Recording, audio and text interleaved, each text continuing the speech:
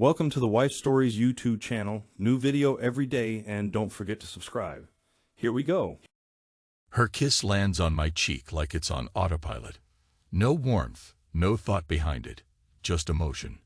I stand there, the front door open behind me, rain blowing in sideways. My coat drips onto the hardwood floor. She doesn't even flinch at the dampness creeping in. We used to greet each other with these slow, needy embraces. Now I get a peck that might as well come from a stranger. The difference is a cold spike that lodges under my ribs, but I say nothing. I just close the door against the downpour and set my bag aside.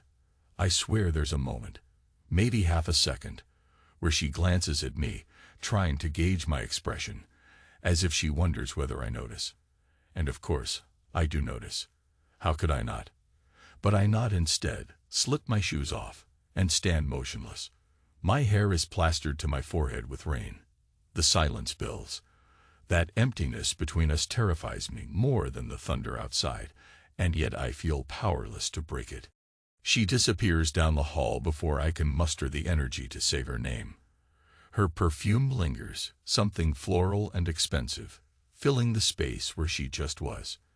I remember the first time I smelled that perfume on her, over a decade ago, when we were both younger, more hopeful. It's the same brand, but somehow it smells different now. Feels different. Everything does. I don't rush after her. Instead, I stand in the entryway a moment longer, letting the rainwater slide from my shoulders. Then I walk to the living room. The curtains are open, and the windows reveal a dark, soaked city. Car headlights pass by, smearing gold reflections across the wet glass. There's a heaviness in the air that no single lamp can drive away. I flick on the standing lamp near the sofa. Its dim light only sharpens the shadows. I can't recall the last time we had a real conversation. The texts we trade are mostly about groceries, bills, or, "Are you working late?" Always practical. Always safe. We both tiptoe around the fact that she's changed. Or maybe I've changed. Or maybe we both have, in some irreversible way. The storm outside intensifies, lightning flickering beyond the skyline. My phone buzzes in my pocket. A coworker from the marketing department, checking on deliverables. I ignore it.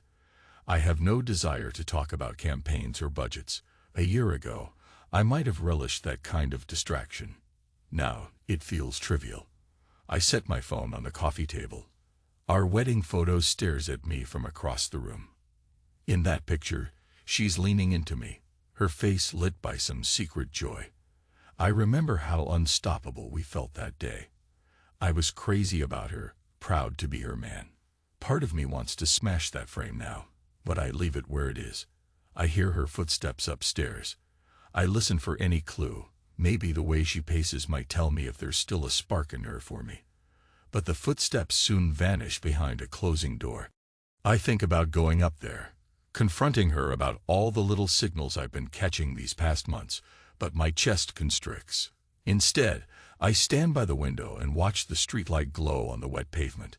Eventually, I find myself in the kitchen, rummaging for a decent glass to pour something strong. I settle on whiskey. I'm not a heavy drinker, but tonight I need that burn in my throat. The clock on the microwave reads a little past 9. Feels like midnight. The day has stretched on with that slow ache, the same one that's been gnawing at me for weeks. I swirl the whiskey. Rain streams down the windows. My reflection in the glass is a tired man in his late 30s, hair thinning a bit, lines around the eyes. I see a man who made a life for himself in a city that never quite felt like home. For a moment, I recall how all of this began, why we left Denver, my parents, and the familiarity of childhood roads. It seemed so logical at the time. Bigger opportunities, a step up the career ladder. But I never expected I'd be standing here, fighting the urge to break that whiskey glass and scream. There's a slight creak on the stairs. She appears in the kitchen doorway, arms crossed. She's changed into a house robe, hair brushed out. She looks at me with a question in her eyes, as though she wants me to speak first. Maybe she wants me to demand an explanation. Something, anything. Rough night at work. She asks softly. The tone is polite, but the distance remains. Yeah, I murmur. I take a sip of my whiskey. It's a lazy lie. Today was no worse than any other day. I've been away on business trips before, but this time the distance felt different. She sensed it. I sensed it. And when I got back, well, that's the new normal, isn't it? An automatic kiss, an apology in her eyes she can't quite articulate. She hesitates, then steps into the room. Her fingers toy with the tie of her robe. I made something earlier. Chicken in the oven. You hungry? I'm not. My stomach has been in knots, but I nod anyway. Maybe a little. She turns to the cupboard, pulling out plates. Her movements are smooth, as if she's on stage performing for a half-interested audience. I watch her profile, remembering the nights we would dance in the kitchen, laughing without a care. God, I miss that. My heart aches with a longing so fierce it almost doubles me over. Still, I say nothing. I just watch. She sets the plate in front of me, carefully spooning out the baked chicken. It looks fine, well cooked, but my appetite is non-existent. We sit at the table in silence. The faucet drips, ticking off seconds that weigh on my chest like a lead vest. I push the chicken around with my fork. She picks at hers, nibbling like a sparrow. We don't finish our plates. Eventually, she stands, carries hers to the sink. I follow suit, dumping half my dinner in the trash. She presses her lips together in a thin line, as though it pained her to see me waste food. Or maybe she's just grateful for the excuse to leave the tension behind. I'm going to bed, she says after a moment. Lock up when you're done. Sure. I watch her leave, the robe trailing behind her. I notice how carefully she walks, like she's guarding a secret. And maybe she is. A secret that's been building in this house, poisoning the air, thickening the silence. Something I can't quite articulate yet, though deep down, I suspect the truth. By the time I go upstairs, she's already under the covers, lights off. I walk into our bedroom. The sound of rain pattering against the window is the only music. In the darkness, I make out the shape of her shoulders rising and falling. I wonder if she's truly asleep or just pretending. I undress quietly, slipping under the sheets on my side of the bed, as though there's a drawn line between us. There's a memory that resurfaces, the first hotel room we ever shared. How she wore this short coat and nothing else beneath it, just to tease me. The thrill, the giggles, the unbridled joy of being caught in that moment. Now she lies so still I might as well be alone. Thunder shakes the glass. I stare at the ceiling, counting the flashes of lightning. My mind wanders to the day I returned from a trip and found out my brother Jake was throwing a party in my honor. A welcome home that ended up feeling like the strangest celebration I've ever had. That was the night I first sensed the rift was deeper than I thought. Jake, my little brother. The golden boy who can charm anyone. The same man who once fell out of a treehouse and split his chin open, crying for my help. The same man who'd always called me D with this playful grin. I never imagined he'd take anything from me, least of all my wife's affections. I don't sleep much that night. I drift in and out, hearing the wind, the rustle of sheets, the low hum of her breathing, and I feel an ocean of emptiness between us. The next morning, she's gone before I wake fully. There's a note on the kitchen counter, something about an early appointment. Standard stuff. I shower, dress for work, and head out. My footsteps echo in the hallway. Outside, the rain has stopped, leaving the sky gray and heavy. The drive to the office is a blur of brake lights and half-remembered radio chatter. The marketing team greets me, but I muster only polite nods. My mind is elsewhere. I'm behind my desk, trying to focus on a spreadsheet, when my phone vibrates. Jake's name pops up. Just seeing it sends a jolt of anger through me. He wants to grab lunch, says he's got some big news. My hands tighten around the phone. Part of me wants to hurl it across the room, but I type back a bland response. Sure. See you at 12. When noon arrives, we meet at a cafe near my office. He strolls in wearing that casual confidence, a leather jacket slung over his shoulders. I stand to greet him. For a moment, I remember the last time we had a real conversation. It was at that welcome home party. There were so many people around. Music, beer, laughter. I felt an odd tension, though I couldn't place it. Jake was glued to his phone half the night. Laura lingered at the edges of the crowd, sipping wine, scanning the room. He extends his hand, and I shake it, forcing a polite smile. We take seats by the window. The waitress flutters by, and he charms her in seconds, smiling, joking. That was always his superpower, effortless persuasion. I wonder if that's part of how this all started. "How's work?" he asks, leaning back in his chair. "Fine," I say. "Busy?" He nods, scanning the menu. "I've been good. Actually, I'm doing better than ever." There's a spark in his eye I haven't seen in a while. It makes me uneasy. I pretend to look at the menu, but my hunger is as dead as last night's dinner. Eventually, I settle on a black coffee. He orders a sandwich, chatting with the waitress like they're old friends. When she leaves, he focuses on me. There's a weight in his stare. "You sure you're okay?" he asks. "You look tired." "I am tired," I say, pushing the words out. "Something on my mind." He nods, waiting for me to elaborate. I don't. I wonder if he's testing the waters to see if I suspect anything. But the waitress returns, placing our orders down. Jake glances at her, flashes that grin, and by the time she's gone, the moment to confront him has passed. We eat, or rather, he eats, in relative silence. I nurse my coffee. Outside, the city bustles with midday energy, but in here I feel an odd hush. Finally, he clears his throat. "So, big news." He taps his fingertips against the table. "I'm looking at a new place to rent. Maybe something with a better view. And I might have a new job opportunity lined up. A friend of mine is hooking me up with a dealership that sells high-end imports." His voice hums with excitement, and I find myself staring at him. Why does he always manage to land on his feet? Part of me feels bitter. Another part is disgusted that I care. "That's great," I manage. "Yeah," he says, flashing a confident grin. "I'm thinking of staying in Seattle for the long haul. I mean, why not? There's a lot for me here." Those words ring in my head. There's a lot for me here. I can almost see Laura's face in that sentence. I force a nod, swallowing the acid that rises in my throat. Hope it works out. He finishes his sandwich, and I barely touch my coffee.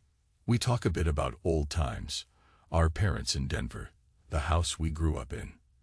Then he checks his phone, says he has to run. An appointment with a potential client. He stands, tosses a 20 on the table, and claps me on the shoulder. "Don't be a stranger, D." As he walks away, a wave of anger surges through me. My mind replays the party he threw for me last month, the way he hugged me and said, "Welcome home, bro." The way Laura's eyes darted between us. The tension in the air was so thick, I should have known. I pay the bill and leave. The rest of the day is a haze. Spreadsheets, phone calls, shallow office banter. By the time I drive home, darkness is falling again, and the forecast threatens more rain. I park in the driveway, just staring at the front door. It feels like I'm outside my own life. Inside, Laura might be waiting, or maybe not. I realize I haven't even texted her all day. But the house is empty. No lights, no sign of her. I step in, flick the switch. The air feels stale. On the kitchen counter, I find a note. "Went to meet a friend. Be back by 9. That's all. No name, no explanation. My fist clenches the paper. The analog clock on the wall reads 8:30. I should be relieved that she's coming back soon. Instead, I feel an ache in my chest. Which friend? The question taunts me, though I already suspect the answer. 9 passes. Then 10. Then 11. Midnight. She doesn't come home. I wait like a fool in the living room. Phone in hand, whiskey in a glass, my mind replaying every suspicious detail. Around 1 in the morning, I decide I can't take it anymore. I walk out, letting the door latch softly behind me. The night is cold. The drizzle returns, a mist that halos the streetlights. I don't have a clear plan, just an impulse. I get in the car and drive, drifting through the quiet streets. My phone sits on the passenger seat. Part of me wants to call her, to scream or beg or both, but I hold back. Eventually, I end up near a hotel downtown, one with a glass facade that reflects the neon from a bar next door. It's the place she used to mention in passing, where she organizes corporate events sometimes. Tonight, the lobby lights glow eerily, the revolving doors spinning with guests. I pull over, engine idling. I feel insane for even considering that she might be here, but my gut tells me this is exactly where she is. I kill the engine and step out into the drizzle. My heart is pounding so hard I can barely think. I slip in through the revolving doors, past a tired concierge who barely glances at me. In the lobby, I see a few travelers scattered about, suitcases in hand. There's a bar off to the side, mostly empty. I look around, searching for that short coat I once loved, for the hair that used to cascade over my pillow at night. And then, there, across the lobby, she walks in from the sidewalk. Her hair is damp. She wears a short coat, black, with the collar turned up. My gut twists. Her legs are bare beneath it. She's alone, though, scanning the lobby as if searching for someone else. I flatten myself against a marble column, breath catching in my throat. She pulls something out of her pocket, a small keycard. She glances at her phone, frowns, taps the screen. I imagine she's texting him, probably Jake. My teeth grind so hard I feel my jaw ache. She looks around again, expecting him to show up. He doesn't. She stands there, uncertain, hugging her coat tighter. Then she paces over to the hotel's elevator. She's alone, disappointed. Something in me trembles with a twisted sense of relief that at least she's not with him right now. But that doesn't erase the betrayal. She intended to be. That knowledge is enough to tear me apart. I don't rush in. I don't confront her. Instead, I wait, hidden behind that column. My legs feel like lead, my heart like a rock in my chest. She jabs at her phone again, presumably sending a flurry of messages. Then she finally steps into the elevator, disappears behind the polished doors. It's only when the lobby is empty again that I move. The concierge picks up a call, turning away. My body acts on impulse. I slip past the front desk, ignoring the suspicious glance of a bellhop who passes me. I head for the stairwell. My lungs burn with every step I climb. I don't know what I'm going to do, but I know I have to do something. On the 6th floor, I ease the stairwell door open. A soft carpeted hallway greets me, lined with framed art prints, silent except for a faint hum of air conditioning. I walk slowly, scanning the room numbers. My palms sweat. My breath is shallow. Near the end of the hallway, I hear a door click shut. I freeze, pressing myself against the wall. Then, carefully, I creep forward. An overhead light flickers. My heart thunders in my ears. Finally, I see her silhouette through a narrow gap in one of the doors. She stands inside a room, back turned, the door slightly ajar. Maybe she expected him to follow her. I step closer. My pulse pounds like a war drum. Her phone dings, but she doesn't check it. She just stares at the bed, a pristine white duvet, a bottle of red wine on the small table. The atmosphere is thick with anticipation, a lover's rendezvous that never happened. I grip the edge of the door, push it open silently. She turns and gasps when she sees me. Her eyes go wide, face draining of color. She tries to speak, but no sound comes out. The keycard slips from her hand onto the carpet. Surprised, I ask softly, stepping into the room. My voice wavers, but I try to keep it calm. There's a swirl of rage, pain, and something else. something heartbreakingly persistent. Love, even after everything. She looks like she's about to run, but her knees buckle. Daniel. I closed the door behind me, flicking the latch. The lamp on the nightstand casts a warm glow, highlighting the plush bed and the unopened wine glasses. She's dressed exactly how I remember from all those nights we laughed about our own private jokes. The short coat, almost nothing underneath. My head reels. You've been waiting, I say, taking a step closer. Her eyes flick to the door, then back to me. I can't tell if she's terrified or relieved. Maybe both. Were you expecting him? She swallows, tears glistening at the corners of her eyes. Please, she whispers. Let me explain. I move to the table, pick up the bottle of wine. I roll it in my hands, noticing how my knuckles are white with tension. Then I set it down gently. Explain what exactly? My voice is quiet. It feels like I'm on the edge of an abyss, and one wrong word will send me plunging. That you were meeting someone else here. That you brought an extra key for him. That you wore this coat for him. She trembles. It's not. It was stupid. I never meant for you to find out. I laugh, a broken sound. You never meant for me to find out. Right. I sink onto the edge of the bed, run a hand over the soft duvet. My heart breaks at the thought of her and Jake in this very spot, locked in some intimate betrayal. Daniel, she murmurs, stepping forward. The belt of her coat slips, revealing the bare curve of her thigh. My stomach twists. I'm sorry. I look up at her, trying to keep my expression composed. You're sorry. My throat tightens. A swirl of anger courses through me, but also an agonizing tenderness that makes me want to cry. I do neither. Instead, I reach for the wine, uncork it with methodical care. She flinches at the pop. You know, I say, pouring 2 glasses. I thought I was losing my mind. But now here we are. I pick up 1 glass and hand it to her. She holds it, trembling. I raise mine. To honesty, maybe. She can't meet my gaze. Daniel, I love you. I do. But you what? I take a slow sip. The liquid burns, but it also feels like a shield around my heart.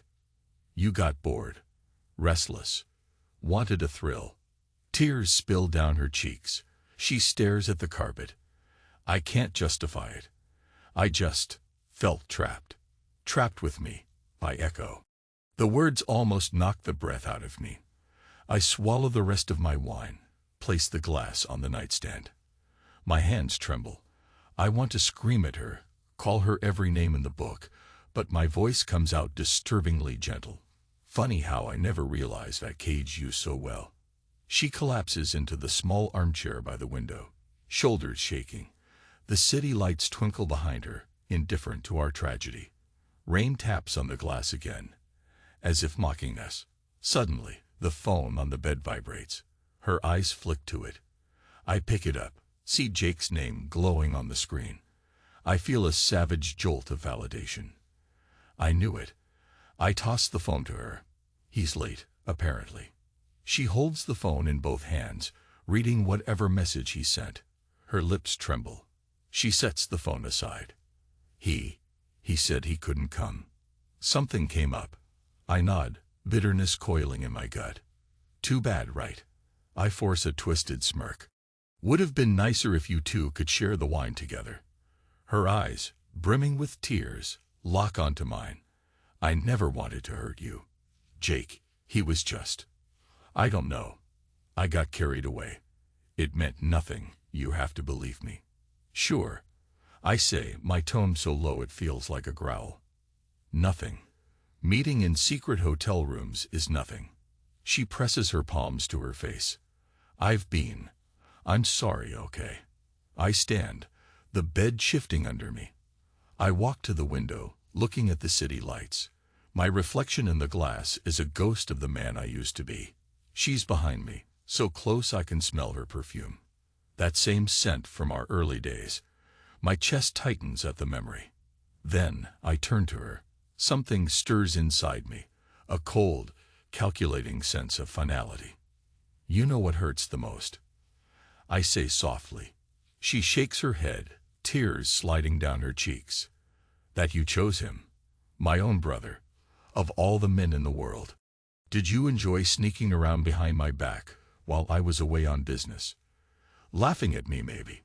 She chokes out a sob. No, never. I nod, stepping closer. My voice lowers to a near whisper. I'm tired. Tired of your excuses, your lies, your deflections. I came here tonight ready to tear this place apart, to shout, to break something. But now that I see you, part of me just wants to lie down and die. She reaches for my hand. I recoil. The hurt on her face stabs me, but I steel myself. You want to know how it feels, I say, to discover you're the last to know. I felt it that night at the party. The way you looked at each other, the closeness, the inside jokes, the glances when you thought I wasn't watching. I ignored it because I refused to believe my wife and my own brother would do that. Stupid me. She stands, the coat rustling. Daniel. I shake my head, cutting her off. No, you don't get to apologize again. Because tonight, I finally see everything. You, alone, in this room, waiting for him. And him. He's standing me up for lunch, lying through his teeth, all the while planning to see you whenever he can. My jaw clenches. Damn you both. Silence swells between us. She holds her wine glass in trembling fingers, but doesn't drink. I walk over to the bed, set the second glass next to mine, and sink onto the mattress. For a moment, I can't breathe. The pain is so overwhelming. I feel like I might pass out. But I cling to it. It's the only thing that tells me I'm still alive. She takes a tentative step forward. Let me fix this, she pleads. We can talk. Please. We can. Talk. A hollow laugh escapes me. Sure. Sit down. I'll tell you how love dies. Slowly. Almost gently. It starts as a tiny crack, a casual lie, a missed phone call, an accidental text left unsent. Then it grows, day by day, until trust crumbles. Before you know it, you're two strangers in the same bed, or you're standing in a hotel room, realizing it was all a sham. She lowers herself onto the chair again, tears streaming. I never stopped loving you. I stare at her for a long moment. My heart wants to believe that. My mind rebels. Funny way of showing it. I say, voice frayed. If this is love, I'd hate to see hate. She tries to speak, but no words come. Eventually, she sets down the glass with a soft clink and hides her face in her hands. For what feels like an eternity, I watch her cry. Part of me wants to console her. Old habits die hard. But I stay where I am, letting the sorrow swirl. Finally, I exhale a trembling breath, stand, and move to the door. She looks up, alarmed. Where are you going? I pause with my hand on the latch. My reflection in the mirror by the door is that of a man teetering on the edge of sanity. Somewhere you can't follow, I say softly. A place where forgiveness doesn't exist. I glance at her, the woman I once worshipped. Even now, I love her. That's what kills me. Stay here. Enjoy the room. Reflect on your choices. Daniel, she sobs, rising to her feet. Don't do this. I'm begging you. I don't even glance back. I open the door, slip out into the hallway, letting the latch click behind me. My footsteps echo on the carpet. My mind roars with conflicting voices, one pleading to turn around, the other urging me to vanish forever. I force myself down the corridor, into the stairwell. Each step downward feels heavier. My breathing is ragged. I exit onto the street. Rain drizzles. A swirl of neon from the bar sign glistens on the wet pavement. I stand there, blinking in the watery glow, my clothes damp. Then I walk aimlessly, letting the city swallow me up. The air tastes of regret and heartbreak. Hours pass, maybe minutes. Time loses shape. At some point, I find myself in an all-night diner, my hands wrapped around a lukewarm coffee. A bored waitress offers refills. I nod, though I barely sip. I stare at the swirl of cream in the cup. My mind replays her face, her tears, that short coat, the emptiness in her eyes. I wonder if Jake is there now, or if he abandoned her entirely. Part of me wants revenge, some grand destructive act to show them how deeply they cut me.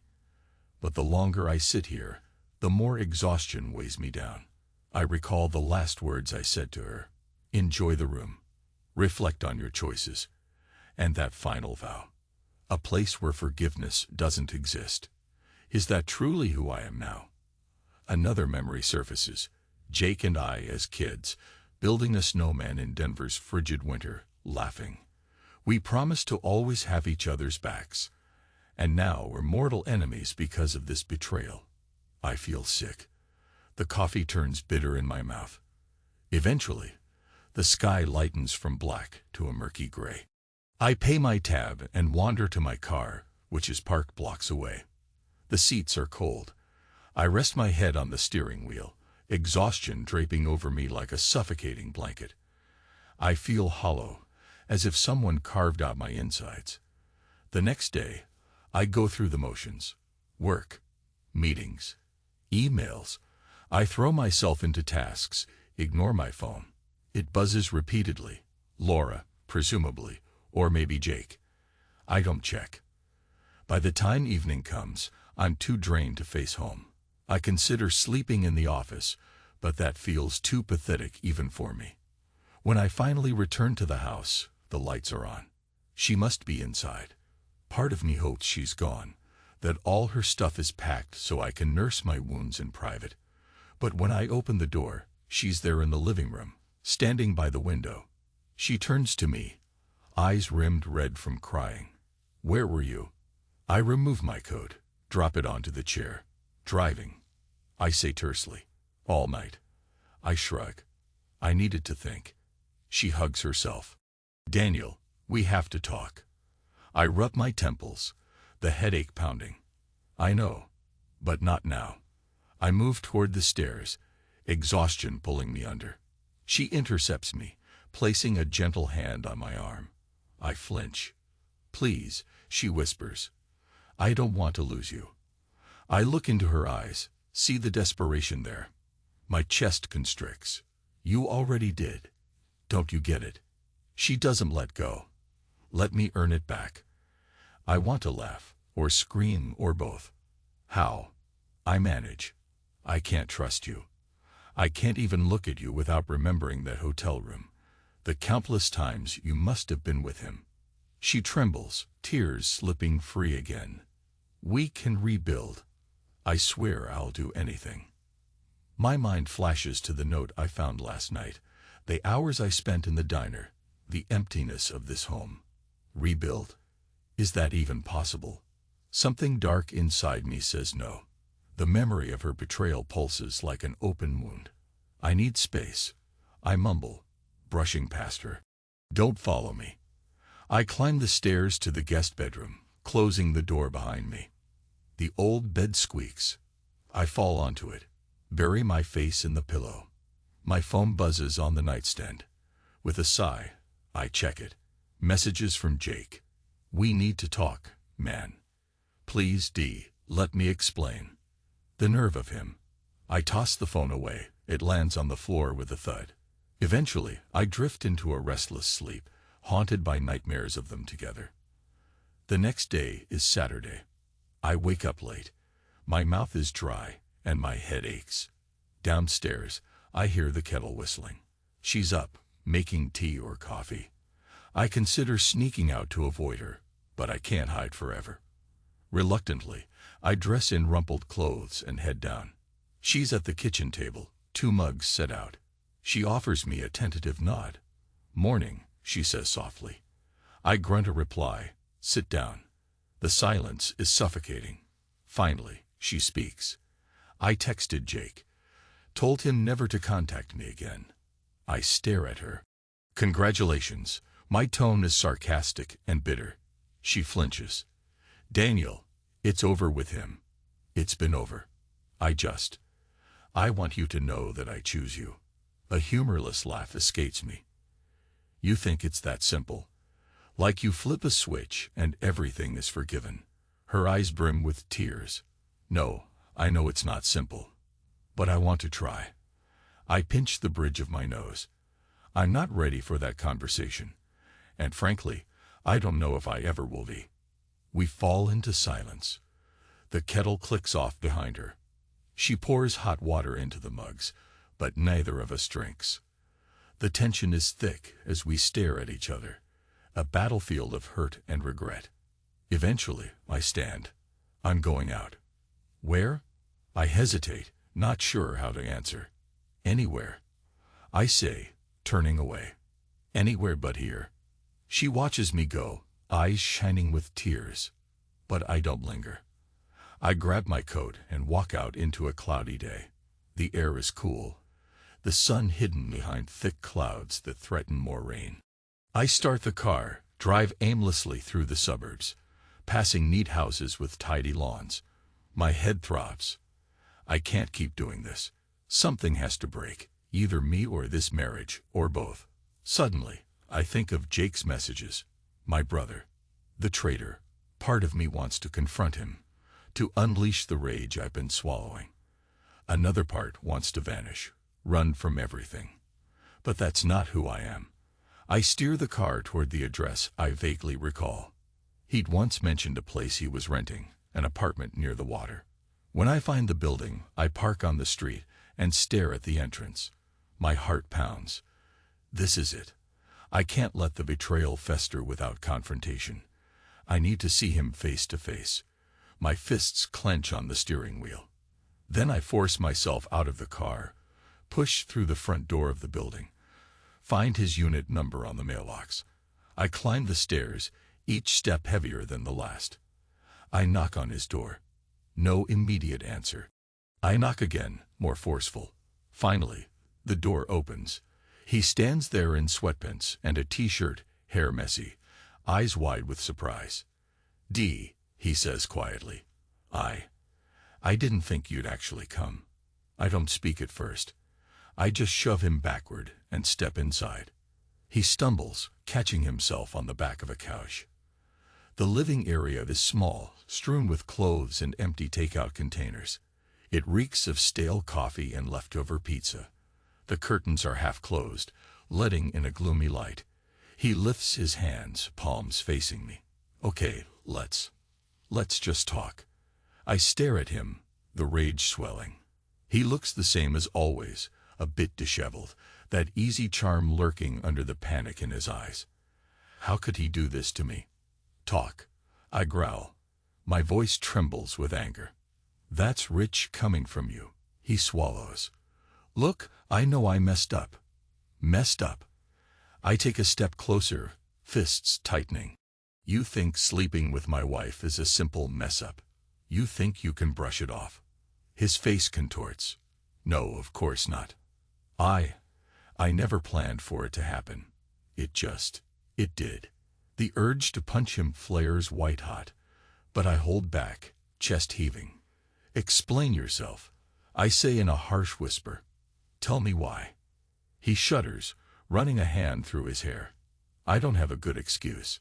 It was stupid, it was selfish, and I hate myself for it. She was lonely, and we were talking, and one night we crossed a line. I tried to stop it, but don't you dare blame her. I snap. You're my brother. You're supposed to protect me, not tear my life apart. He hangs his head. I know. I'm sorry. I can't change it, D. I wish I could. I advance until I'm inches from him. He looks away, shame coloring his cheeks. You took advantage of her vulnerability. Is that it? I demand. Or did you just do it to feel better about yourself? Tears flicker in his eyes, but he blinks them away. I'm not going to lie. It felt good to be with someone who understood me. It was never about hurting you. Yet here we are. I snarl, voice shaking. Do you have any idea how this feels? He closes his eyes. I can guess, But I know it's worse than anything I felt. I'm sorry. Sorry. That word again. My entire body trembles with rage. But behind the fury is a bone-deep sorrow. I think about our childhood, our parents, all the times we supported each other. Then I think about that hotel key in her hand, the short coat. My stomach heaves. With a roar of frustration, I slam my fist into the wall, leaving a dent in the cheap drywall. Jake flinches, stepping back. Silence crashes over us. "Does it make you feel better?" he asks quietly, voice trembling. "Hurting yourself?" I glare at him, chest heaving. "No, none of this feels better. Nothing will ever feel better again." He nods, wiping his face with the back of his hand. "I won't ask you to forgive me. I know you probably never will. But I need you to know I ended it. It's over. I told her I can't keep doing this. It wasn't fair to you, or her, or me." I let out a bitter laugh. "That's noble. So you decided to end the affair after it nearly destroyed my marriage. Good for you." My voice drips with sarcasm. He winces. "Daniel, please," he says, trying to step forward. "If there's anything I can do."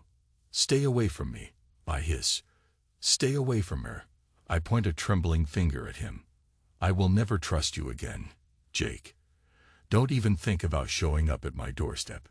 He nods, tears finally escaping his eyes. "Understood." The room spins with emotion, and I stagger back. My fist throbs where I struck the wall. I want to say more, but the words fail me. Instead, I turn and storm out, leaving the door wide open. My heart hammers as I descend the stairs 2 at a time, out into the gray drizzle. I can still smell the musty odor of his apartment on my clothes, and it makes me sick. I drive. I don't remember how I get home. When I pull into the driveway, the sky is weeping. I kill the engine, slump in the seat. My eyes burn. For a moment, I consider driving away again, leaving everything behind. But I force myself out of the car, up to the front door. Inside, the house is quiet. I glance around, half expecting to find her waiting, but she's not in the living room or kitchen. There's a note on the table. "Daniel, at the store. We'll talk when I get back." The handwriting is shaky, like she's barely holding it together. I walk upstairs, noticing how my footsteps echo on the wooden stairs. I pass the master bedroom. The bed is neatly made, no sign of last night's chaos. I step inside, a wave of memories choking me. We used to share so much laughter in this room, mornings spent tangled in each other's arms. Now all I feel is absence, a black hole where my heart used to be. I recall the vow I made to her in that hotel room. I'm in a place she can't enter, a place with no forgiveness. The question is, do I want to stay there? Time slips by in a haze. She returns from the store, cooking dinner in silence. I wander down to the kitchen. The smell of pasta sauce fills the air, but my appetite is gone. She glances at me, then back at the pot. "I thought maybe you'd be hungry," she says softly. "I'm not," I mutter, leaning against the doorframe. She turns off the burner, rests the spoon on the counter. For a long moment, neither of us speaks. Then she summons her courage and says, "I saw Jake today." My stomach floods. "Oh," she nods. "He told me you visited. He said he's moving out of the city." I bite the inside of my cheek, unsure how to respond. Part of me is glad. The other part just feels empty. "Good." She presses her lips together. "He apologized again. Said he's leaving so we can try to fix things without him around." My jaw clenches. Generous of him. Her gaze drops. I'm not defending him. "I just thought you should know." We stand there, the weight of the silence crushing us. Finally, I speak. "Even if he disappears, it doesn't erase what happened." She nods, eyes shining.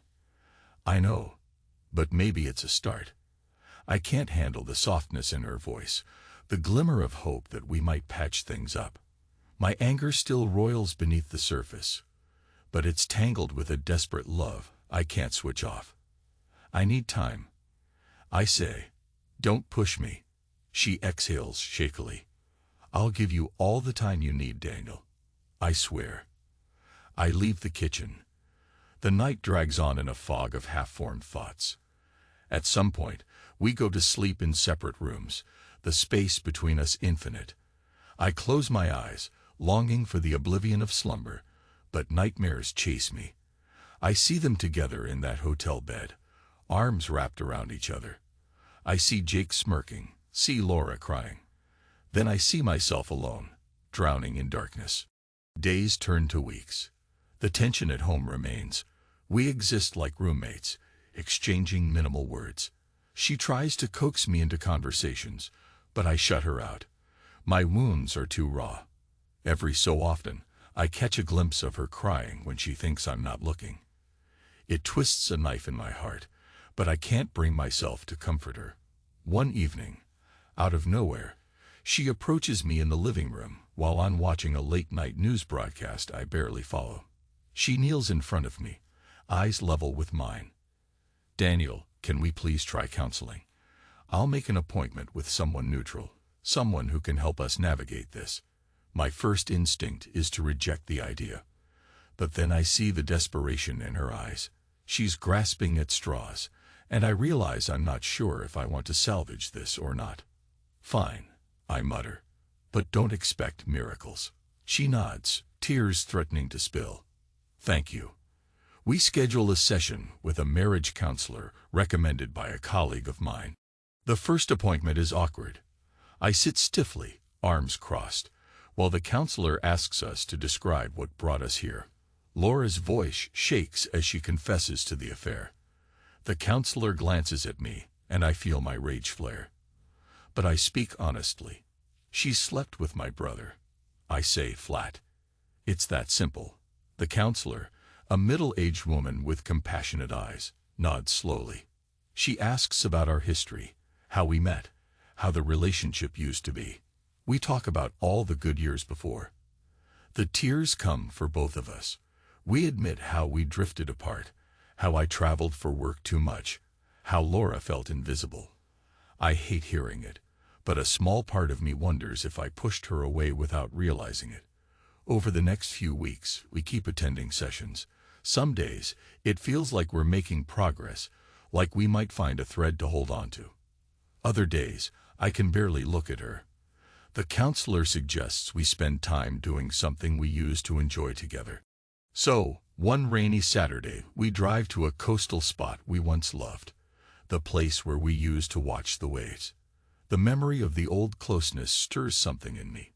We walk along the shore, quiet, the salty wind blowing. She slips her hand into mine at one point. I let her, though my heart beats painfully. We don't speak, just watch the waves crash. I think about how everything changes. Seas erode cliffs, time breaks down even the strongest foundations. Is there any chance we can rebuild? That night, we share a meal at home. The conversation is stilted, but less hostile. She thanks me for going to the beach. I grunt in acknowledgement. She says she's proud of me for trying. I feel a flare of resentment, like I'm the wounded one. Why should I be proud of me? But I swallow it, focusing on the faint flicker of hope. Another few weeks pass. We continue therapy, with all its painful confessions. One evening, after a particularly emotional session, we come home. We're both drained. I pour a glass of water in the kitchen.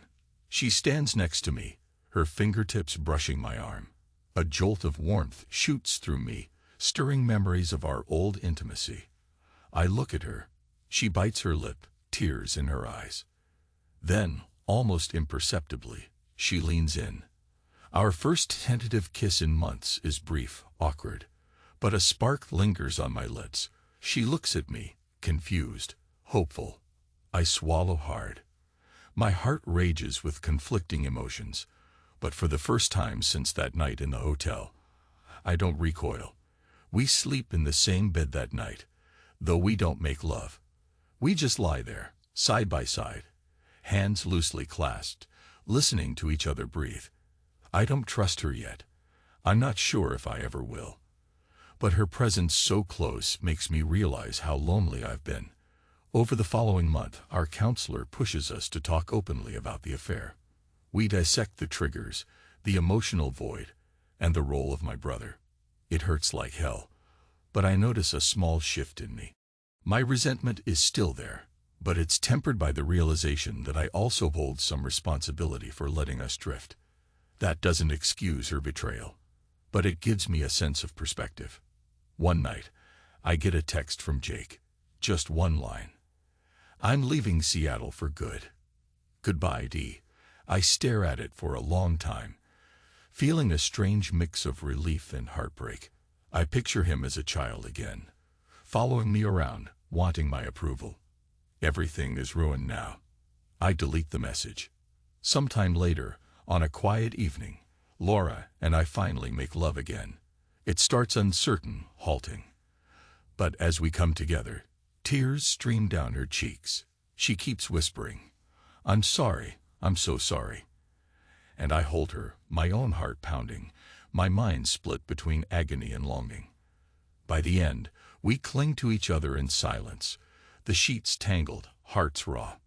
In the weeks that follow, we move through more therapy, more conversations. She cuts off all contact with Jake, shows me her phone, her messages, her emails. She tries to rebuild the trust in small steps.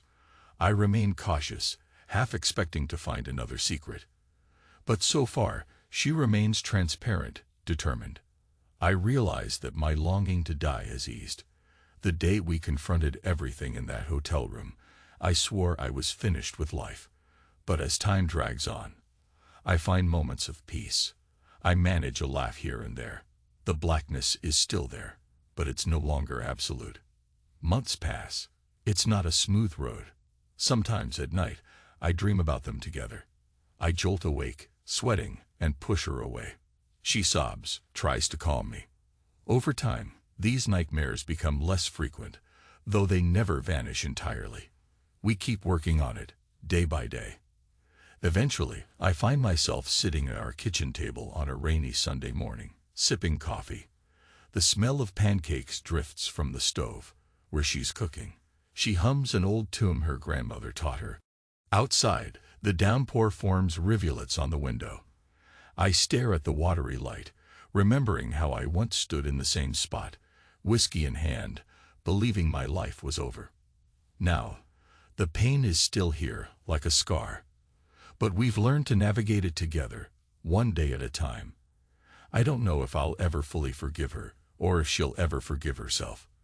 But there's a fragile new understanding between us, built from the shards of what we destroyed. She turns and offers me a small, hopeful smile. "Want some syrup?" she asks. I nod, returning the smile. An echo of simpler days. Outside, the thunder rumbles, but I'm no longer afraid of the rain. I've walked through the storm and survived. Whatever comes next, at least I'm standing. And in this moment, that's enough.